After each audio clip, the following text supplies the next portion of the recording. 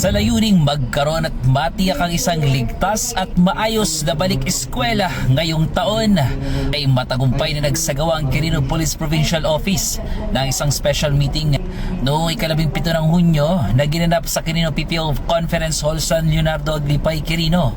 Pinangunahan ang nasabing pagpupulong ni Police Colonel Paulo Y. Gamido na dinaluhan din ng mga kinatawan mula sa iba't ibang sektor at ahensya ng pamahalaan, kabilang miyembro ng Sangguniang Bayan, ABC President, Quirino State University President, School Division Superintendent ng DepEd Quirino, mga District Supervisors, mga School Principals mula sa iba't ibang paaralan sa lalawigan, mga kinatawan ng LTO at DPWH, gayon din ang mga PTA Presidents at lahat ng Chief of Police.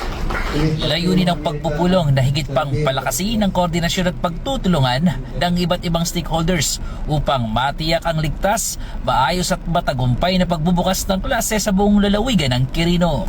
Kabilang sa mga mahalagang paksang tinalakay ang pagpapatibay ng seguridad sa loob ng paligid ng paaralan, pagpapanatili ng kaayusan sa trapiko, pangangalaga sa kaligtasan ng mag-aaral at paghahanda ng mga pasilidad.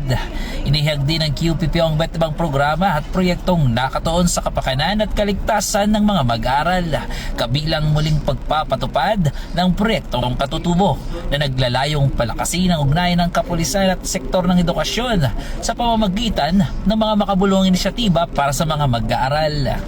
Sa kanyang mensahe, sinabi ni Police Colonel Gamido, Provincial Director, na ang kaligtasan ng mga mag-aaral ay nananatiling pangunahing prioridad ng QPPO. Habang nagpapatuloy ang mga klase, patuloy niyang paigtingin ng police visibility, security patrols at pakikipag-ugnayan sa paaralan at lokal na pamahalaan upang matiyak ang kaligtasan ng bawat mag-aaral. Mula rito sa lalawigan ng Quirino, nagbabalita ang inyong PNN correspondent, Police Staff Sergeant Jeff Janabasa, alagad ng batas, tagataguyod ng balitang pulis.